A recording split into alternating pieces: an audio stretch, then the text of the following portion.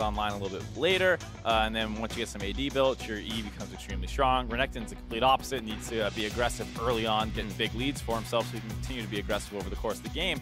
And it did feel like both times around, they played around him pretty well. The first time with the Alawi, he was the big pick, big player that turned that game around for them. The second time, he was at 4 kills. The problem, it felt more, was that they didn't know how they wanted to play the game out. They didn't know what lane to put him in. They didn't know where to rotate players to. And then when they finally started using that double global advantage, it came out very, very awkwardly and actually ended up costing them the game. Right, so we are quickly getting ourselves into picks and bans. Tempo Storm knocking him out right away. It's going to be Talia, Rakan, and Caitlyn taken away from Tempo Storm by Tempo Storm. Goldcorn United deciding they don't want to see that Alawi anymore. Zach, obviously the red side ban, and Galio taken away as well. So first pick, Elise heading on over to Wiggly for 3rd game in a row. Standard, oh my god, they're flying through this. Standard bans minus the Alawi, but you saw the impact that one had in game 1, so they take that one out. That leaves the Elise as the strongest pickup. GCU this time deciding that they do not want to give up the Elise Renekton combination for the 2nd time in a row, or well, breaking it up for the 2nd time. They got it last game on the side of Tempo Storm. Did a lot of good work in the early game, so it does make sense that they try and stop that one. They also get the Rek'Sai for Santorin for the 3rd game. He's been performing decently well, got some big CS leads, as, other than Ricard was kind of one of the big performing members. A lot of good early counter jungling, as well as some good ganks down the bot side. Next pick coming out is going to be the Jace. That can flex. It can flex in a lot of different places here for Wiggly, or for Selfie, for Quas, or for Revan, as we've seen. Yeah, I mean, that was a bit of a surprise when we saw him on the Jace the first time around. Feels like they don't want to let Quas get banned out quite as much potentially this time around and not be able to take as big of a bully matchup. Because you can expect that Kennen and Gnar bans to potentially come in here for GCU that they've been doing a little bit consistently when they have Solo taking his champion earlier on. So with the Alawi already banned out, that one's taken away. They don't want to risk losing all these kind of potential counter picks. Oh, but it is going to be Orianna taken early by Selfie. So that closes where it could flex. Jace in the top now, Jace in the AD carry role, and Fly hovering over Syndra, and it will be Syndra locked in here. We're into the ban phase now for Goldcorn United, and they're going to figure out what they want to do here. It's going to be Gnar taken away for Goldcorn. This Orianna-Syndra matchup, Syndra is picked early here. Yeah, and I think it's in response to what happened game 1 for the side of GCU, where we saw the Talia ban early on, and then comes into things that were banned away that were good, into Orianna, LeBlanc, and the Syndra. So this time around, they grab that Syndra before they get a chance to ban it out, not wanting to let that ban phase repeat from game 1. Tom Kench going to get taken away from Mad Life, so he's going to be forced onto a new champion for the first time this series as well. We got to see the impact of a couple of those Abyssal Voyages. Yeah, it's a little surprising to see that Tom Kench taken away so early on this time around. The Thresh was not taken, so you don't have that exact pick comp. You don't know if that means Mad Life is going to want to prioritize it, because you would assume that the AD carry is going to be the next pick for GCU, and then they'll save the support for last. So he would have a good look at exactly what he's going up against. And I personally haven't felt like the Tom Kench is a huge issue. They basically have one good global play with it after the first turret drops, and after that, the Tom Kench feels like not the biggest factor, but maybe Tempo Storm does feel like it is giving them a little bit of issue when they're trying to find these engagements. Yeah, both of these supports really haven't found a groove in either game. Both Sheep and Mad Life trying to find their way to make an impact on it, and it's not going to be on Braum for the side of Sheep. Last man coming in for Tempo Storm, it's going to be Jhin. Jhin kind of making sure that there's none of that long-range chain CC. Syndra fishing for stuns under a turret, followed up by Jinru can be a little bit of a nightmare. And we get to see it! I'm so excited. This is the first time I get to cast and I get to watch Mad Life play Thresh. What a day. What a day. How does this happen? I don't know, but Season 7 is wild. I love it. Support's back into the meta, making big-time plays, and it's the Mad Life on the God Hook. It's going to be Thresh in the hands of him. As we wait for the next couple picks of Tempo Storm, we got to calm down a little bit. I'm really excited for that one. It's going to be, oh, please tell me this is what's actually happening. It's going to be Blitzcrank at the side of Sheep. A lot of people feel like Blitzcrank is actually one of the better support picks in the current meta. Not as much harass coming in from the bot lane. That pick becomes extremely strong as a counter to a mobile AD carries as well as a mobile mid laners. And so when you see that Syndra pick, you now have a pretty juicy target to go around fishing for hooks with. And the Blitzcrank is something we've seen all over the world getting picked a fair amount, and it does decently into Thresh as well. It's relatively tanky, so Thresh's all-in potential against it is not as high as against some of the squishier mage supports. All right, well, we'll get to see if Sheep's able to land some game-breaking hooks, because some of the ones that he did land, the death sentence he landed on Thresh, he wasn't able to make a play out of that. Lucian getting locked in, though, on Revan. And what I was about to say, you can't say that for sure, because that could be the AD carry Jace once again, and the Lucian top into Renekton. That is the small possibility. I'm not going to say I think that's a higher likelihood of happening, but who really knows given the fact that Tempo Storm does some crazy stuff. Revan apparently getting a bit of whatever Quas likes because they're both doing those crazy counter picks. Yeah, last pick going to be Tristana there for Ricard, so a late game AD carry, scaling AD carry for him. I want to say that you baited me into assuming that Revan's taking Lucian. Also, it's more natural, but they still have time to switch it up here before the timer goes down.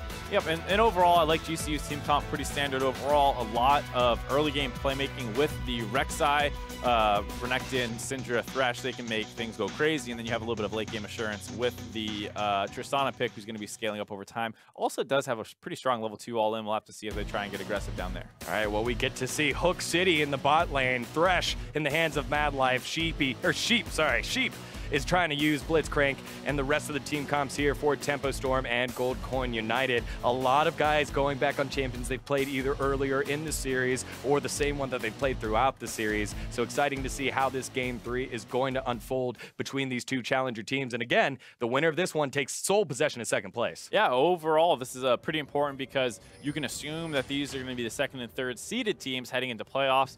And if you win this, you have a very high chance of continuing to hold on to that position. And then when the playoffs actually roll around, that means you get side selection advantage for the playoff match that you're probably going to play against this team. And you're getting a lot of good scouting in for both sides here. Now, does that mean you're trying not to show too much if you're either team, or possibly Revan with the Jace pick, he was trying to throw them off?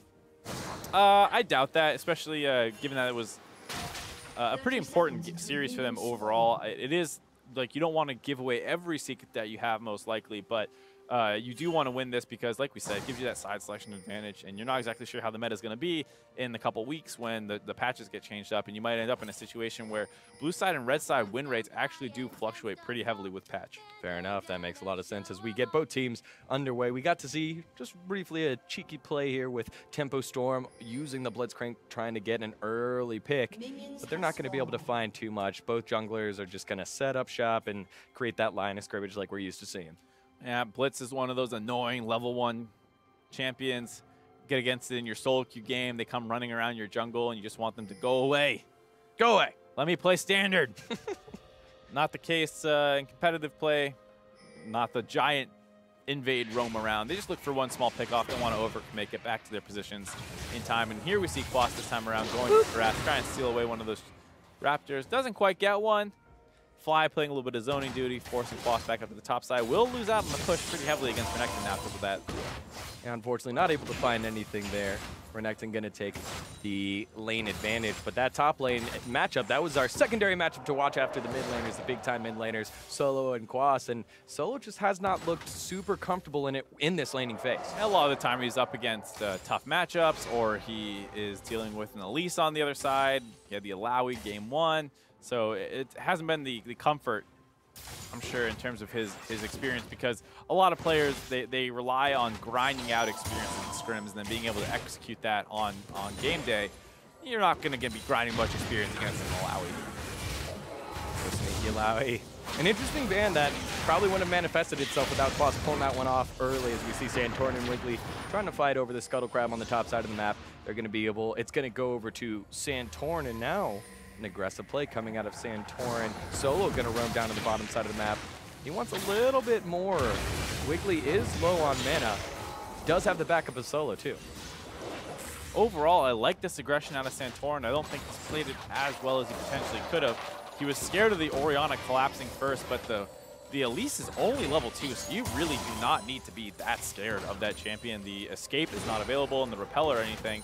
So after he tunneled in and missed the initial knockup, he started playing a little bit safer than I think he needed to. Both of them were going for that level 3 off the Scuttle Crab, but the fact that Santorin did top side 2 camp into Scuttle Crab, whereas Wiggly tried to do bot side 2 camp, he's a little slow getting to that top Scuttle Crab, comes out behind, and that's very dangerous as an Elise with no repel to bump into a Rek'Sai in the river. Very lucky to get out with his life there. So some small detail to go ahead and check out here. Tristana is the late game AD carry. We've seen a lot of Doran Shield coming out. No Doran Shield here for the side of Tristana, who probably should be getting pushed in by Revan. It's a little hard to say just because at level 2, you do have the range advantage with the Thresh.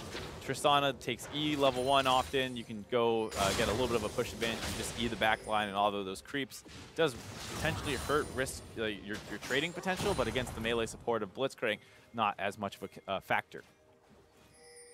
Both teams now playing relatively standard. Rotating around are the junglers. Elise getting caught out a little bit in the river. Just pings saying, hey, he's here. Be careful. Don't find too much happening here. Rek'Sai, though, 22-12 over Elise. That early aggression coming out of Santorin showing dividends. Yeah, and that's what we were saying. The fact that he did that just topside clear gave him advantage. He tried to push onto the Wolves. Was a little risky to go for, but is holding the Elise down pretty well. This is that 430 timing that we were talking about. You see Elise already back onto it as the hook hits on the sheep. Able to just take a little bit of harass. The perfect angle there from Mad Life. It was so awesome. Good hook. All right, foretelling. Not every hook is the most insane so thing awesome. in the world out of He's him. 100% on his hook rate. It's so awesome. You don't know that. We haven't been watching the bot lane the whole time. It's 100% on what we've seen so far. It's so awesome. So Mad Life doing a solid job there, keeping his AD carry safe on the bottom side. Quas, if he picks this one up, will have a slight gold lead, but all in all, it's relatively equal across the map. Overall, pretty equal. If you start looking at the late game scaling, it's relatively even, I'd say. While Jace is not a great late game team fighter, neither is Renekton. Both junglers kind of fall off after the early game. Mid laner probably favors Selfie, but then on the flip side, the AD carry probably favors Rikara. So overall, both teams relatively balanced out here.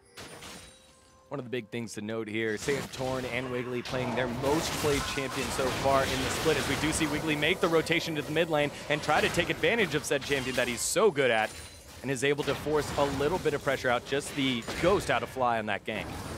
They basically trade a couple summoners there. Selfie is forced to heal to survive that level 6 burst coming in and out of Fly. Wiggly tries to scare him off, but not much threat, just ghosts away. As Santorin was also coming in there. Hook misses! It missed. It definitely missed, and we all saw it. Not like we all saw that. What are you doing, man? Either way, a little bit of aggression in the mid lane to shake things up, but back to just vision control, playing a little bit slower. Nice stun going down to Wiggly, forcing the flash out, so Santorin hanging around mid lane does get something. This is some great play out of Fly, starting to take over this game early on with that Syndra pick. All in Selfie, gets the heal out, another stun, takes the flash out of Wiggly. And now you might be able to start winning some of these skirmishes if the junglers ever bump into each other in the top or bot side, even around mid lane potentially. A lot of pressure lanes on the side of GCU. Fly having one game on Syndra so far. Didn't find success. It was one of the losses that Goldcorn United found, and he kind of got bodied early. So interesting to see here that Selfie on his most played champion, Orianna, hasn't found a huge lead onto Fly, who has struggled on Syndra earlier in the season. One game, right? Not the biggest sample size. Who knows exactly what happened in that game? Maybe you get a fat camp from a jungler. Hard to play that one out. Syndra is one of those champions without mobility, so if you kind of get shut down early on, it can be a little bit of a snowball effect where they just keep going after you. This time around, just without much jungler interference, Santorin kind of marking Elise everywhere that she's going, has given room for Fly to play aggressive. Hasn't netted a tangible lead in terms of CS necessarily, but overall is forcing Selfie kind of just to sit under his turret, farm up, and try not to get blown up by the very dangerous Syndra level 6 all-in. We already got to see one ultimate out of Fly, but it didn't lead to too much yet, as both teams playing very tempered. The Cloud Drake, I think, also has something to do with it. Not, again, it's not an Infernal Drake. If that was an Infernal Drake, maybe we see a little bit more aggression around the bot side. Who knows? It is a hard lane for both these guys to really force all-ins. If Sheep doesn't land a hook onto either of these members, you know, and especially the Tristana, who even if you hit, you need to hope to kind of punch her out of her jump. If she times that one well, she'll eventually be able to get out. Maybe you get a summoner, but if you don't land one of those hooks, you're mostly just stuck farming. Similarly, Mad Life does not really want to be hitting the Blitzcrank, but potentially a dive up here on the top side. Santorin is behind the turret, does know that Wiggly is there as well. Wiggly has no idea Santorin's there. A lot of waiting between these two guys. Good camera work from our guys here at production, giving us a little bit of vision of what these players might see and how they are rotating around without having full vision of each other. Yeah, it looks like there's a lot of blue pressure right now on the side of GCU. Keeping that off Orianna is extremely important. The fact that it'll allow your Syndra to push for free over and over and over again, while the Orianna is going to be stuck using her auto attacks to clear a little bit more than she's used to. And there you see that annoying Syndra power to pick that blue buff up and say, it's mine now.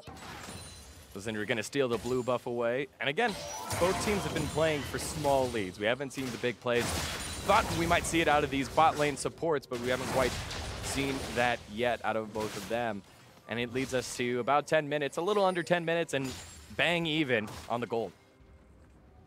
Even overall, Santorin still playing up around that top side. Was spotted on a ward, does not know this is seen here. Elise is moving up with his vision there.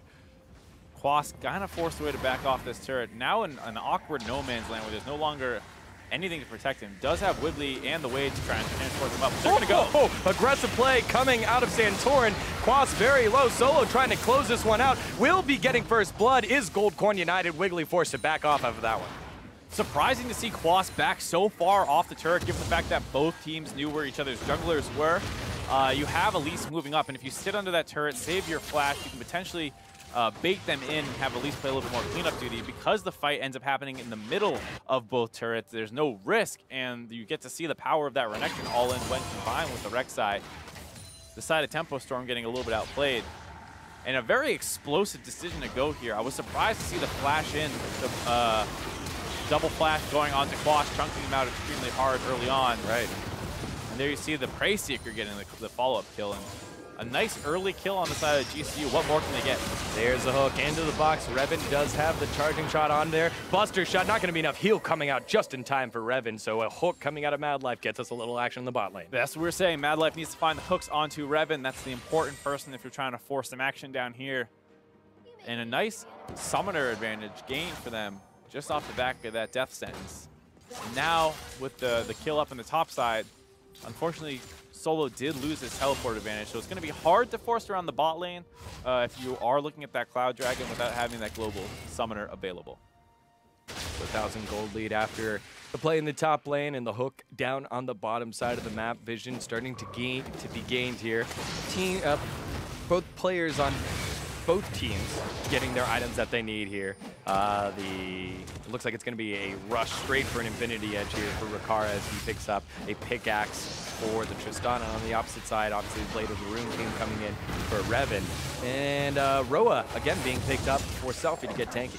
Surprising a little bit to see the IE rush, something I'm not personally a big fan of. The fact that Tristana does have a steroid available in her kit makes it more understandable than what you might see on something like the Caitlyn. But overall, I gotta say that it is a little bit more annoying to deal with the wave clear. She does have her E as well, but when you get sick, or when you get your Shiv completed with that E explosive shot, you can actually just destroy minion waves, and I kind of value that a little bit more than having the higher AD values that come with the IE rush. So Shiv first, then IE for Tristana or any AD carry? For the most part, like we said, you know, Caitlyn definitely needs that attack speed because she doesn't have any steroid, but you don't want to be popping your Q all the time if you are the Tristana because you won't have that available should a skirmish or anything break out. So it is a little bit of a push and pull. So the top tower going to the side of Goldcorn United. However, Tempest Storm going to answer with the Cloud Drake. The first Drake uncontested with the Lees getting a little bit of help from Sheep on the bottom side of the map. And then another answer here by Santorin. He's going to take a Rift Herald. Yeah, they had a ward outside the Dragon Pit, so they were pretty aware of the fact that Wiggly was down there trying to take that one away. Santorin going for the Rift Herald, a little bit more important of an objective at the early game. This will help you eventually take that mid turret potentially. You can group up with that 5-man push down. That's one of the things Tristana is super strong at, with able to put that explosive shot onto the turret. You also can fish for stuns and pickoffs potentially with both Mad Life and Fly having long range CC. So the Rift Herald works extremely well with GCU's combo. After a little bit of aggression and going back and forth, both teams now content to farming up. Jace hasn't quite gotten too many items after getting bodied in that early dive. Quas, this is the first time that he's been truly behind early in the game after a solid gank from Santorin and Solo. And you see Tempo Storm kind of leaving them out to dry a little bit with that. They have no vision control up there. All of it focused down on that bot lane as they secured that dragon. Quas just going to have to fend for himself a little bit, as GCU doesn't look like they want to keep pressuring around that side too heavily right now, fighting for some vision control back down the spot side. And Fly continuing to keep up that pressure in the mid lane. So this has been a pretty straightforward farming, not too much pressure other than the first gank on the top side of the map. Which team does this help out more? Is it Gold Coin or Tempest?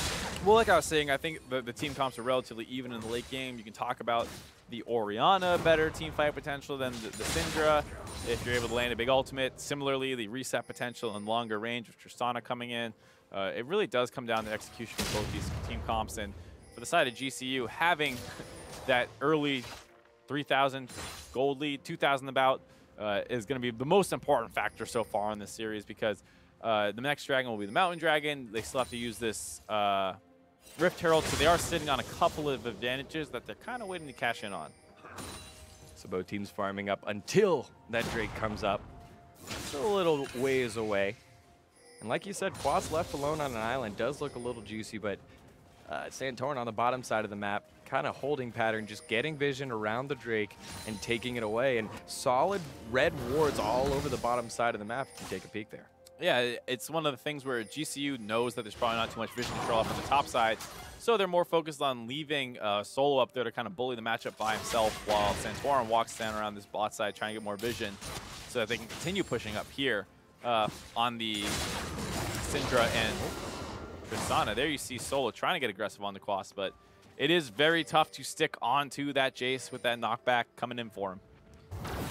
The hammer smack coming in and knocking him backwards. Solo not able to get the damage down. Sheep trying to set something up here with Wiggly, and they smartly rotate on over to the bush just in case Madlife decided to ward the tri-bush. He decides against it because he knows the hook can come from any angle.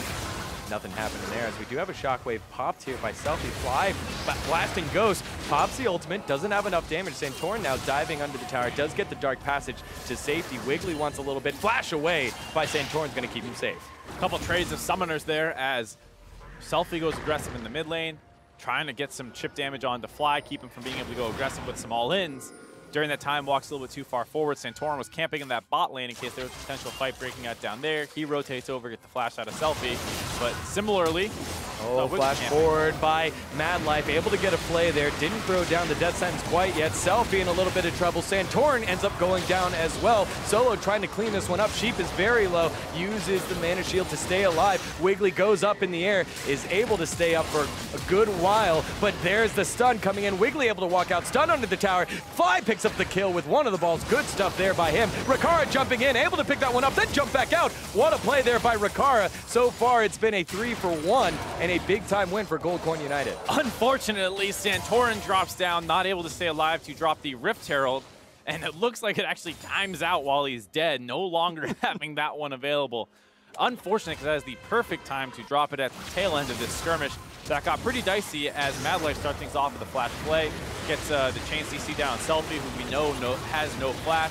Solo being the big crocodile right now, it's hard to deal with at this point in the game, especially from ahead. These skirmishes are exactly what he wants. Doesn't actually need that lantern at all. Good decision to stick in this fight. Pressure up, gets a little bit of the CC needed onto Wiggly to potentially finish him off. That fade away W coming out of Fly for the kill. And then Rikara, seeing that there's a potential play there, almost dies, but able to get the reset W out of there after getting hooked in. Very scary stuff, but able to stay alive. Yeah, that was almost a good play by Sheep. Yeah, I'm gonna die, I'm gonna hook you up, but Rikara ready for it, was able to rocket jump, get the double jump, get himself to safety, and Gold Coin United now pushing this lead. Was 2,000, now 3,000, and the team starting to get online. Yep, one of the annoying things about some of these champions with mobility is the actual timing for which you hit them with your CC. They've started buffering the move. It's going to go off no matter what. And so if you hit them before it actually starts moving them, but after they start channeling, they're actually still going to get that jump off. Similar thing happens with Ezreal's shift all the time as well. So Rikara doing a solid job there on the bottom side of the map. Just farming up again, and Revan was a little bit late to the fight, so wasn't able to put out the damage that he needed. He's going to go with the Ninja Tabby to stop a lot of the auto attack based damage coming out of the Tristana, and as Tristana gets higher and higher level, Draw Bead increases that range, and poke is going to be eminent for Revan here. Yeah, and you also have the Renekton and the Rek'Sai, so you're going to be able to potentially get that auto attack reduction on multiple members of GCU. Scary versus Syndra to play a Lucian with no MR, especially when the Syndra's dealing decently. But going with the Banshee's Veil first, not as aggressive as in the build as you sometimes see when you're up against a Syndra who's got the double pen itemization early on. Looks like she'll probably finish out that Morellonomicon. Some people do sit on the lost chapter for this entire time, because at this point, finishing Morellonomicon is not a large power spike. There's no healing you need to reduce it, so getting that pen might be better. We'll see if he sticks with the Morellonomicon or actually starts going into that Leandries. The Roa is stacking up for the side of Selfie, and we saw him earlier in the day pull out some nice shockwaves, and they're definitely going to need one if they want to get back into this one, down 3,000 gold so far, and growing as Gold Coin United take control of the bottom side river, and they're going to take this Mountain Drake uncontested. Doesn't look like Tempo Storm wants a part of this, but they are once again doing an okay job stabilizing for the most part. That Rift Turret was not able to be used after that skirmish.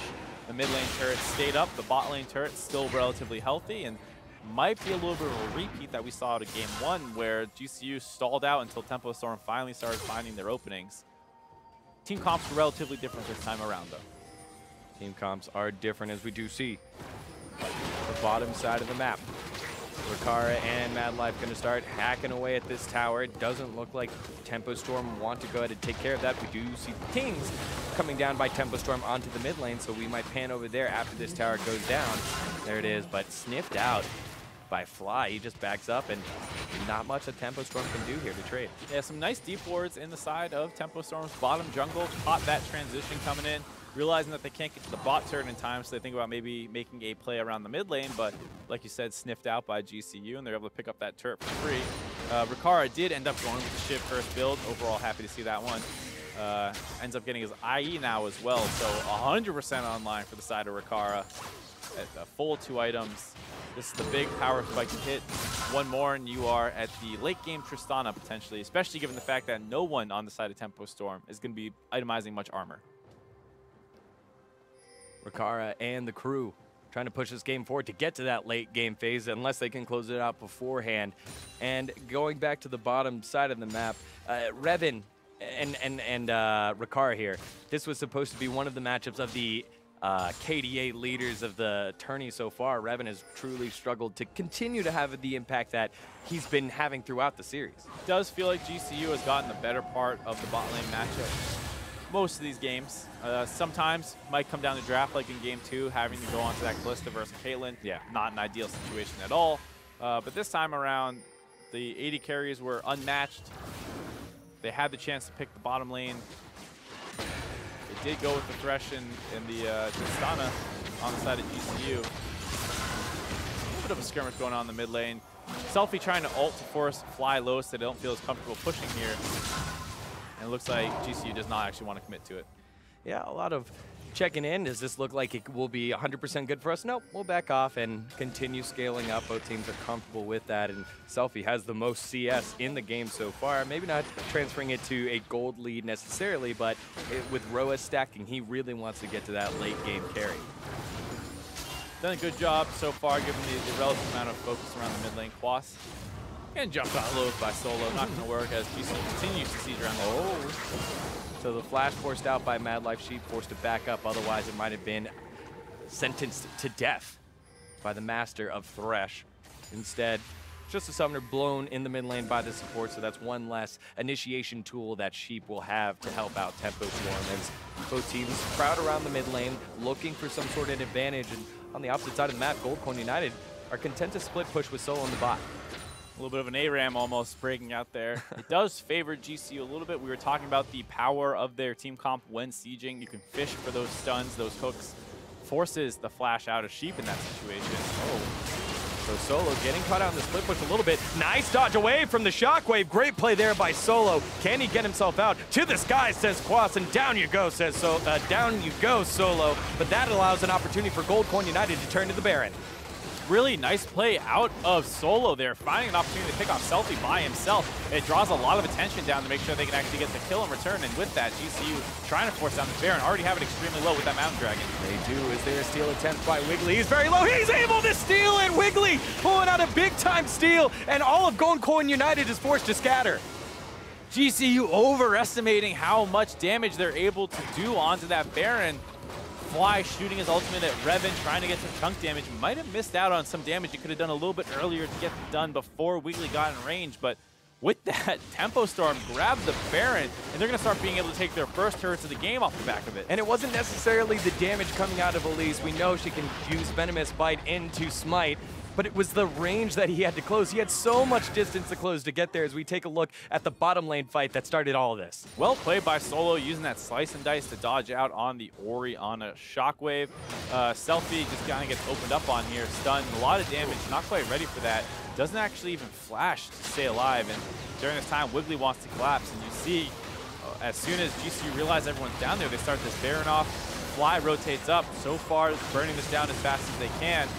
And here, Fly relatively low on mana, elects to use the last of it on the ult. Maybe should have saved that for some more Q damage. Has one more. Nah, looks like there was no damage missed out on their side of GCU. Wiggly just able to get up in range. Having Moby Boots coming up huge, that early Cloud Drake coming up huge. We're talking about best Cloud Dragon in the game. The best dragon in the game. It is the Cloud Drake to help out help out Tempo Storm to come up big here, and it's redemption here for Wiggly after missing that first smite in game one that allowed Santorin to prolong the game that eventually Tempo Storm ended up winning. But Wiggly showing his chops as a smite master as well. But while there's a little bit of a push on the bottom side of the map for Tempo Storm, Gold Coin United sending Ricard to the mid lane. He's able to solo that tower out. Definitely not a back-breaking situation on the side of GCU. If you're able to grab that Baron, that's fantastic. But for the most part, Tempo Storm is using this to equalize the gold, and you'll have to make a couple plays from here, from an even situation to actually win this game. Both teams doing what they can to make the most of it. Tempo Storm grouping up to push, grab their first turrets. GCU splitting out to try and trade as best they can. Still about 1,500 gold lead on the side of GCU. And again, like we touched on before, both teams have those players that are scaling the side. On Gold Coin United is Ricard, who did take the tower by himself, and he's getting closer and closer to that third item. The Energizer build, it's going to be probably Rapid Fire Cannon to make an extended range that no one's going to be able to close the gap on. That is one of the things that's worth pointing out, is that Tempo Storm does not have anyone who wants to dive the backline. So if you're talking about how do you get to this Tristana and shut it down, you're hoping for some kind of situation where she's caught out of position. She gets hit by an Elise Cocoon, grabbed by Sheep, but it looks like Revan's the one caught out. Yeah, Revan on the wrong side of this dive. Ricard going to pick that one up and accelerate himself into a bigger lead, as we do see the rest of Tempo Storm now trying to stop the fight. And that's just going to be all she wrote. He thought he was safe, he wasn't, and he gets caught from behind. Seemed like he was kind of aware of the pressure he was under, wanted to call the wave, but Santorin had already wrapped around the backside. They open up on the Revan, they get that kill. Huge shutdown in the sense that they had the Baron buff available, and this stops any potential pressure. Now Quas is going to lose his turret as well. Man, who has Baron here? That's 2 towers so far, heading on over to Gold Coin United, the team that doesn't have Baron. And Tempo Storm kind of getting out-rotated here. Yeah, and you got to think about how important this Baron is, because if they didn't have it, how much worse would this have been? They could have lost way more turrets, because it's not looking good so far. That's a good point there. That's a very good point that I think only coaches would make, right? Like, I definitely wouldn't have thought of that overall. Just big-time rotations coming out of Gold Coin United to quell it. And if we had the graph, I think it would be one of those negative Baron power play type situations here for Tempo Storm. It's unfortunate that you kind of get slammed for having a negative Baron power play when it's like, well, we were behind the game and we stole it. Yeah. How much worse would this gold graph have been during this time frame if we didn't steal Baron, right? So it is a situation where you're trying to make the best of a game where you have fallen out of control of it. The Baron steal is nice, but it's not like just because you have Baron, suddenly you can start winning every fight that you bump into. Right. So Gold Coin United showing a little bit better macro strategy to continue to increase their lead. However, again, big play out of Wiggly, super stuff out of him, and Elise has been the most played champion. These two junglers getting their most played champions. So far, report card for Elise and Wiggly. Wiggly on Elise. So far, overall, decent given the other games this time. Got, once again, outperformed in the early game by Santorin a little bit. The pathing where they bumped into each other in the jungle got mostly controlled during that time frame, as well as the dive in the top side not being executed super well by Tempo Storm to keep Quas alive. He ended up going down. So he's done fine, but has, for the most part, gotten outperformed by Santorin. And I think the big person that's different in this game between the first two is Quas this time around. The Jace pick has not really done much at all. Got one cleanup kill after solo turned a 1v2 and killed Selfie, compared to his Lowy game and his Renekton game, where he was a huge factor. We do see Ricard shoved down the mid lane as Goldcorn United again out-rotating Tempo Storm, and this might be just me not fully understanding, but no tier on Jace, is that a normal thing, or is that a mid lane thing? Or? It's something that has cropped up more and more recently. Ever since this season, there's been some changes to the itemization that came in for a while. People just rushed early pen because they felt like it was too strong to waste 700 gold on the tier. Ever since the Jace has switched to the Bork build, they still tend to just leave it because you want to get that power spike as fast as you can to do things like that. But it looks like Solo also picking up a Bork as well. Really wants to be able to win this 1v1 versus the Jace. Yeah, Solo the Solo King. They probably heard us hate on him a little bit, and Solo now trying to turn it on in this split push race as Tempo Storm going to send 4 up to the top side of the map and take the top outer turret, so no more outer turrets for the side of Goldcorn United. 5-3 is the turret's core. And Goldcorn have a direct path right down the mid lane, and Santorin's going to take advantage of it. Overall, nice little timing there by Tempo Storm. Multiple members of GCU heading back to base to recall. There's no turrets up in the mid lane, so you have more time to make plays like that. So they're able to get back here, catch this wave, and get that free topside turret for almost no cost. Gold lead still hovering at about 2,500 now. Yeah, you know, like Tempo Storm has quelled the storm a bit. Fun. And holding just a 2,000 gold lead that hasn't grown. And 2,000 at the very early game, sure, means a lot. 2,000 at 30 minutes, not so much. And that's allowing the rest of the team to get there, as we do see Madlife with the hook. And it's a 3-on-1. Sheep is all by himself, but has survived for quite some time. Nice shockwave, only going to hit one. Sheep is very low on the opposite side. Unleashed power coming out by Fly. Hits Revan, and it's Sheep and Revan and Quas going down. Goldcorn United win this scattered fight. That's one of those scary fights where GCU seems like they're tunneling way too hard onto Sheep. It looked like it might go bad given the fact that Selfie still had his ultimate available, but he goes on Ricard, who's over the wall, no other threat available to him. The other side of the fight, you see Fly on that center pick, able to blow up that Lucian. That's what I was saying. It's very scary to play a Lucian with no MR against a Syndra. Dylan went for those Ninja Tabby and kind of comes back there as he gets blown up. And take another look at this, you see Sheep get jumped on here, and so far this is fine. They're not blowing too much on him, but they continue to chase down with Selfie being unfocused, and so you see Madlife start getting low, but there he just Solo and Fly on the other side of the fight, instantly deleting the AD carry. Quas caught out of position. That's what we're talking about, that Jace struggling to contribute in team fights sometimes. Yeah, great play there by Solo to flash, get the stun down, call the meek, and open up the door for Fly to unleash the power. And again, Mark, you are a foreseer. You called that this would happen. Unleash power onto Revan's face. Not much that you can't tell so far. I mean, I would say that if you're playing a short-range AD carry versus Syndra and you have no MR, you're not going to have a good time. Just if you don't stick behind your front line, those tend to happen. And that was one of those situations where the only frontline member for Tempo Storm is really Sheep. He's caught off on the other side of the fight, so you have no way to get over to help him out because you're dealing with a Syndra in front of you. And that's what happens. You try and contribute with the culling early on in the fight, and then you're either going to do nothing, running in circles around the back line, or you're going to get blown up. So for the first time today, Goldcorn United will be taking 3 dragons. It's always been a 2-2 split, so Goldcorn gets the second Mountain Drake. That'll help them with their pushing, obviously. Elder Drake going to be the next one here, up around 38 minutes. And Goldcorn United still has Baron, will continue their split push. Tristan on the bot side, Renekton in the mid. Struggling a little bit to get this one going. Already under 2 minutes left to play on the power play. They still need to get their first turret. It's really important that they be able to crack an inhib turret with this Baron. The Orianna is starting to scale up. F4 items getting close to 5, and it gets harder and harder to deal with her as the game scales on. So you want to take that first turret down so that from then on, even if you don't get the inhibitor, any fight no longer requires you to deal with a wave-clearing Orianna. But looking at the other side of the map, Fly 4-0-2 has showed up big. We're asking which mid lane carry was gonna show up, and it's Fly, man. He's making plays. He's getting set up by his team, but playing the relatively strong champion. Press R, see you later. And it's the way he's doing it too. Like you're saying, this kind of more aggressive solo play champion when we're talking about him being more of a team player.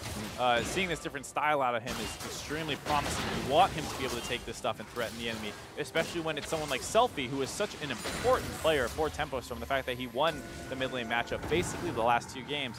This time, you take that Syndra in response to the early Orianna pick, you take that strong laning matchup, and then you show that you can actually execute those advantages. And to that point, that last skirmish there in the River Bush looks like quintessential Gold Coin United. Get yourself a pick, find yourself a numbers advantage, and turn it somewhere else. And that's exactly what they did. So although they might not be dominating it, they're sticking true to their identity and refining it against a superior opponent. Right, same kind of idea in the mid to late game. Look for those pickoffs, use vision control. But in the early game, very different with Fly sitting in the mid lane and bringing resources to him as opposed to the other way around. Now Solo wanting to get very aggressive into this turret. Yeah, he does. Revan wants a little piece of him, continuing the chase pretty far.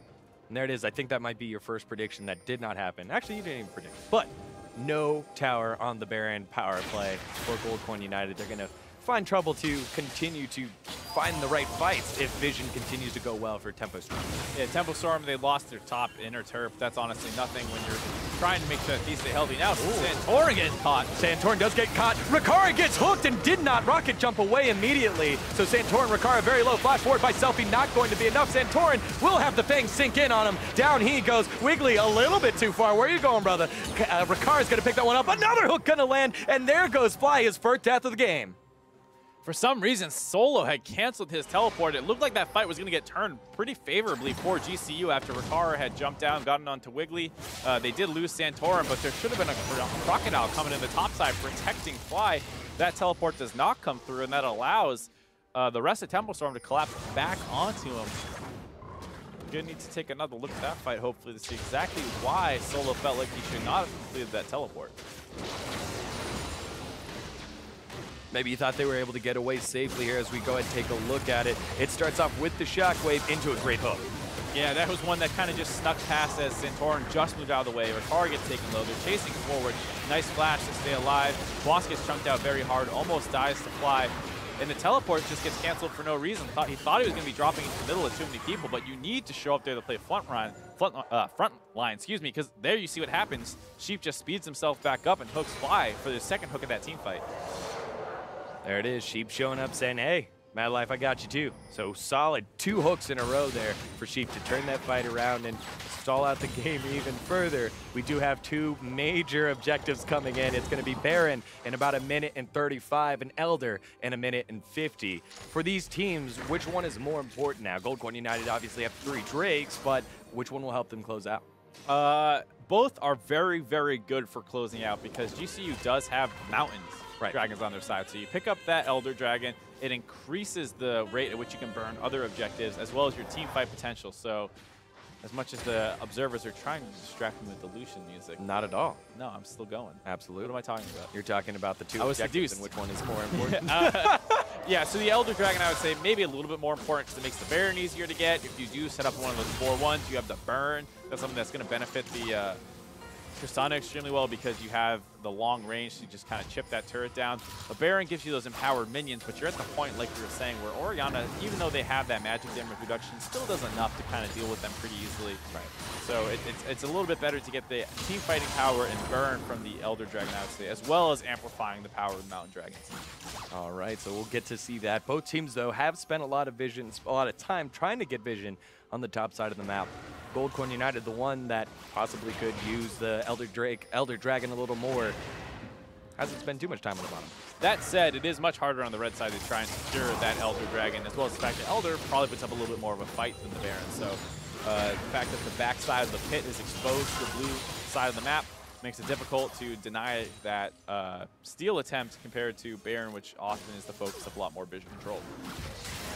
Taking a peek at Gold Coin United. We see Rikara getting dove upon, almost gets soloed out there. Revan with a nice aggressive play. Selfie thinking about it, looking at it, feeling it. Gonna land the shockwave and Rikara does go down. Guardian Angel has been popped. Fly trying to put down damage. Thresh is able to protect his AD carry, but that was a great individual effort by Revan to unlock the play by Selfie. That's one of the things about the Lucian pick. We talk about how it's difficult to play into Syndra, but when she's not there, you can dash forward very aggressively. They chunk out Ricard at the start of that fight. He luckily has a GA available, so it's not the end of the world. But it forced all of GCU to play catch-up to make sure he didn't go down when he rezzed out the GA, and now we're in a bit of a objective trade situation. Yes, it is. The teleport does come in, and it looks like both teams are fine, and we're gonna have a little bit of a base race. Baron-empowered minions are gonna be on the top side of the map for Gold Coin United. It does force recalls out of Tempo Storm, but look at this massive minion wave. 1, 2, 3 cannon minions, and GCU's gonna burn through this tower. GCU does still need to be careful. They are up against Elder Drake. Oh no, Ricard! He's very low, no mana, he goes down. Great cocoon there from Wiggly. Kill picked up by Selfie. Feels like Ricard is letting this game skip away out of him a little bit. We saw the same problem a little bit in game 2 where he got caught out. Now 2 times in a row, opened up by Tempo Storm. Forces that trade into the Baron buff, which honestly isn't that bad. They got the teleport out of Quas, but they overstay trying to finish off this turret. And for some reason, doesn't feel like he needs to rocket jump away. He just wants to walk away from that cocoon, gets stunned up, and goes down just because of that. Maybe he didn't have enough mana, but definitely a big-time mistake and a big-time spot there by Ricard. And that was possibly a turnaround fight here by Gold Coin United. And again, both teams are stalled out. Wiggly and the rest of Tempo Storm haven't found a use for the Elder Drake yet, but both teams very, very close to pulling a victory here. Feels like one of those games where there's going to be one explosive team fight to decide it. I thought for a second there we might get a kind of base race, but very smart by Tempo Storm to realize that they had no hope of really keeping up with that. They have no Mountain Dragons. They do have an Elder Dragon burn, but it's only a single Dragon one. There's no Baron powered up super minions, so there's no way that they're going to come out ahead in that situation. Good decision to recall there. Unfortunate that they have to lose their top inhibitor turret, but there's a chance GCU, with how this game's going, never really makes a return trip up there. So overall, Tempo Storm did manage to stabilize this game a little bit more. Taking a look at the items in the mid lane, Selfie does finally have himself the death cap finished, and it's going to be a lot of damage out of that Orianna. Ooh, Santorin able to get away from the hook from Sheep. That's one of those things about Blitzcrank late game. Sometimes he just instantly wins you the game if he's able to land that hook onto a key target. We talk about the immobile Syndra. She does have a Banshee's Veil, which is not the hardest thing to pop off for Tempo Storm. They do have the Shock Blast out of Jace, the Volatile Spiderling, the Culling. A lot of these things will take that off, and Sheep should have an opportunity to grab a target. Oh, more hook attempts coming out of Sheep and the rest of Tempo Storm. They haven't quite found it yet. The Elder Drake, I believe, has worn off of the side of Tempo Storm, but about 50 more seconds here for Gold Coin United on the Baron buff. And GCU wants to push in this mid lane, draw a lot of attention to them, buy space for Solo to work on the top side. Very aggressive jump forward by Ricard there. Yeah, it's on cooldown, so something to look out for. Nice scatter of the week by Fly to slow down Sheep and not find any target for another rocket grab.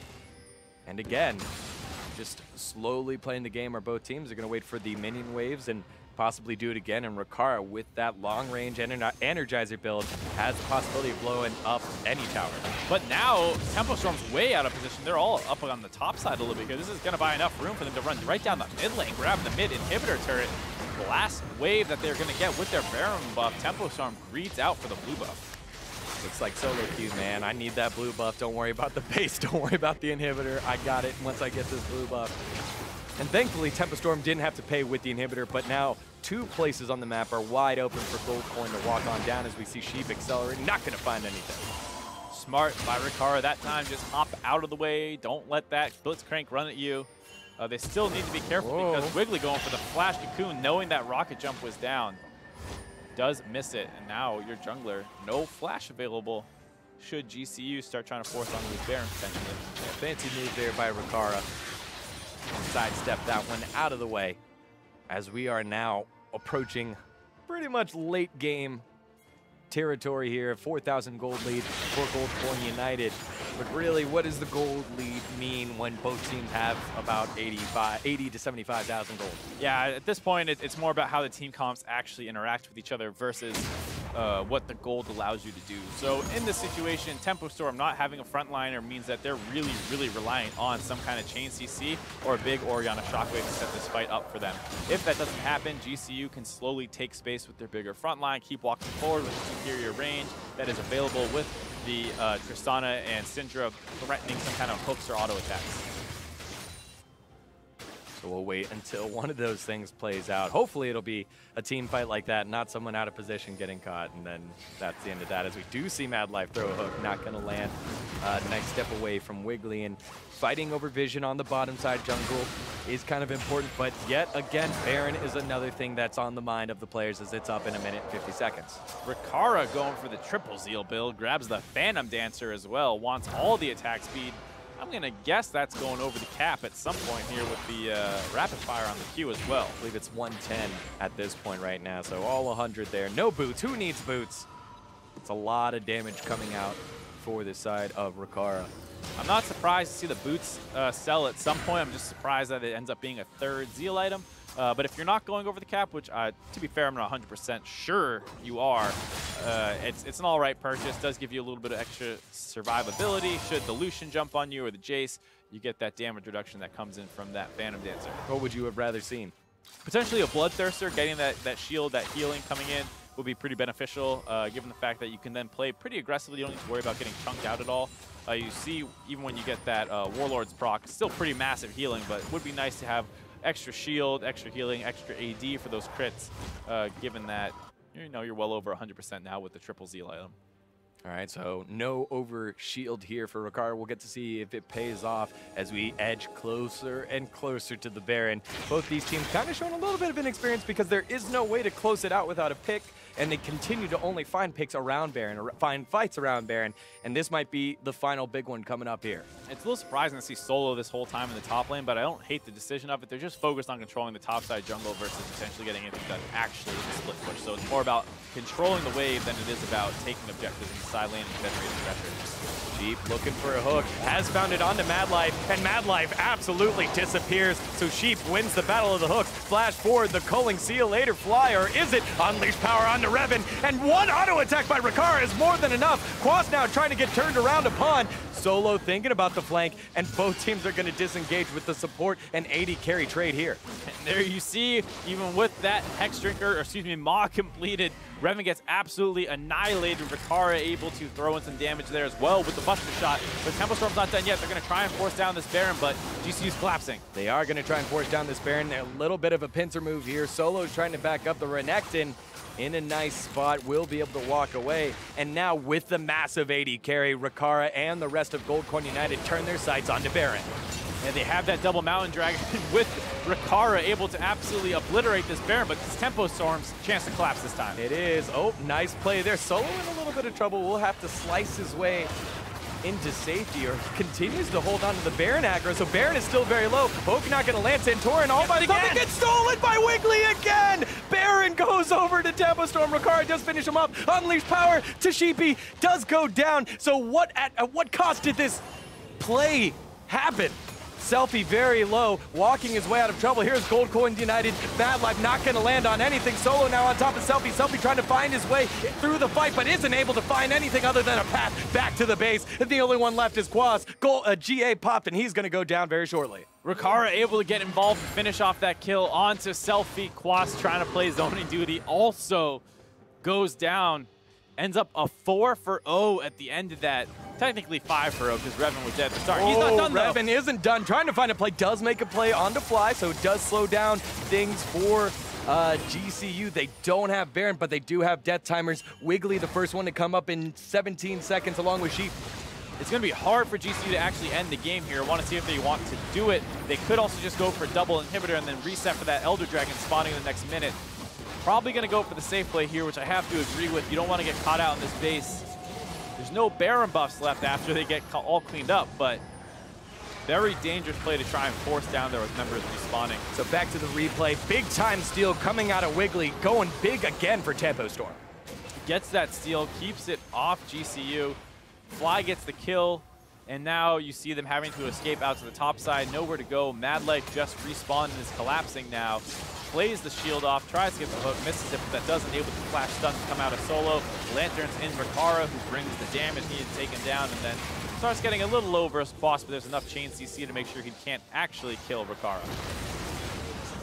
So the double kill heading on over there, and after that, Fly getting taken out. Smart play by Revan, knowing that Unleashed Power was down by Fly. He wasn't able to make a play on that, and it slowed down the push and possibly saved the game yet again. A bunch of saviors on the side of Tempo Storm. I like what I'm seeing out of Tempo Storm, though. They get the vision control down on the Elder Dragon early, potentially looking for a pick. Would have liked to have seen them up a little bit more instead of going for the burn down here. They're going to force a fight, though. Yeah, they are. They are deep into the pit. It looks like there's only one way out, and it's with the it's with the Elder Drake buff. Chief trying to shield, does get hooked, might not have time to throw out a rocket grab, does go down, and the red team ends up picking it up. Santorin going big, Unleashed Power onto Quas is more than enough, and here come the hops. Rikara going big, and it is Goldcorn United going to take the win. I don't really like that decision by Tempo Storm. They pin themselves up in the pit, end up in an awkward situation with 2 men doing damage to the Elder Dragon, while Selfie has to kite down to the bot side, not at all in any kind of formation that they actually want to team fight in. They had vision control and potentially were looking for a pick. They do have double inhibitors down, so I understand not being able to stall out and fish for a pick for too long, but there was no way that that force was going to work out, even if they did get the Infernal Elder Dragon. Yeah, Goldcorn United now taking the slow march to victory with the Elder Drake, and Rikara outscaling. What can stop a Tristana at 49 minutes and 30 seconds? The only thing is the end of the game, and Goldcorn United will take the victory and sole possession of second place in the North American Challenger Series. Did not come easy, though. I can't wait to see these two teams play off against each other again in a couple weeks. In playoffs, most likely. There's still a chance Big God Jackals, I think, can overtake them, but it looks like this is probably going to be the rematch, and I got to say, it's been a fun best-of-3. Yeah, both games going very, very long, going all the way to the distance, and one of the things you got to think about for both teams is trying to clean up your closeout here. Like, does that mean it's a draft thing? Is it an execution thing? What is it here, Mark? I think you got to look at the late-game execution out of both these teams. There were multiple objective steals. There were some forces that didn't necessarily need to happen, some questionable lane assignments, a lot of areas to improve on as they move into the later part of the season. This is one of the things that people say for why E United is the favorite team, because it feels like they have a couple of these already figured out. Right, so let's go ahead and back up a little bit and unpack a lot of the action that happened. Goldcorn United got an early lead after a slow mid-game, or slow early game with 3 kills in the mid lane. Yeah, and it starts out with a nice flash play engage here by Mad Life, sets them all up. Solo's going to collapse in from the top side, get a lot of damage in here. And then it's just this kind of stuff that we saw a lot of times where people are actually moving to Fly. And this is what we were saying we weren't used to seeing out of him, where he's usually the roamer. But this time, people are moving to him, getting kills. He gets this nice fadeaway W. And with these kind of leads, he was able to go around and find his own place for the rest of the game. Rikara not wanting to get outdone, he gets involved as well. The double rocket jump out of trouble there was a big-time play out of him. And both teams went back and forth for quite some time, about 14 minutes without big-time action. And it ends up that there was another big-time fight out of Goldcorn United taking the advantage, 3-0 in the mid lane. Yeah, and I think that was one of these fights that looks really bad, but we talk about why this Syndra pick getting ahead early is so important. Revan dashes in, wants to get onto Solo, but really nice communication by both the solo laners there of GCU, double flashing on top of him to blow up the 80 carry instantly at the start of the fight. And that came after it seemed like GCU was over prioritizing the Blitzcrank. Selfie was right there on Orianna, throwing some damage back in. And so it looked like it might be a little bit of a suspect fight until that kind of play opened up off the back of the Fed Syndra. And that was the moment that you became a foreteller, foreseer. You said Revan was going to get blown up by Syndra without buying an EMR. That's exactly what happened. And then finally, Goldcorn United, after the Elder Dragon fight, end up closing out this game at 48 minutes. This was one of those situations where I think they just got a little antsy. They need to find the pickoff. Going for the objective doesn't necessarily help you that much, and you see it ends up very awkward with Wiggly and Revan in the pit. The rest of the team split out to the right side. They're getting melted down in the front line. The steal still goes over, but even without that happening, you get to see the Syndra just blow up everyone before they get refocused down on the people in the pit. So it was a really tough situation to be in. I'm not going to say that there's a clear right play that they should have gone for, but I do think when they initially got the vision control and were looking for that pick, I would have preferred to see that rather than the objective force. So taking a step back and looking at this series as a whole, both these teams, it seemed like the game could have gone either way. Do you still feel that because Goldcorn United got the win, they're going to be the favorite moving on? Or do you still feel like Tempo Storm has a good, solid chance here? I think coming in, we were talking about Tempo Storm being the favorite. I think that made a lot of sense given that they had won before. It only lost to E United, but I think after this victory and the fact that we talk about GCU being the team that ramps up over time, I wouldn't go so far as to say they're the favorite because this was a very, very close series, but it bodes well for them given the fact that we know that they improve over the course of the season. When they move into playoffs, they'll be even in better form than they are right now, and it's about will Tempo Storm improve to match them. So looking ahead, all roads lead to fighting E United, and both these teams seem to be playing this late game, draw it out, let our big carry make one big fight, and let's win that one big fight so that we can take the victory. Is it possibly a bad thing that these teams aren't showing diversity in their play style? I think it's a little bit of a concern more about how they actually execute in the late game versus the diversity of play style, because you can play a 1-3-1, you can play a 4-1, and we saw them try to do those different things, but at the end of the day, there were some times where you were wondering, why is the Cassidy up against the Rumble right now when it was doing so well against an Orianna, which should go even better in a side lane? Why is the Renekton teleporting up to the top side? There are these kinds of questions that I wish we saw better answers out of from the team. Right. And those are the kinds of things they need to show up when they move forward. Not necessarily we need to pick up a new champion. Yep, so congratulations here to Goldcorn United taking a hard-fought 2-1 victory, and that completes our coverage of that. But before we leave, there's actually more Challenger action coming up. We've got another round of Delta 5.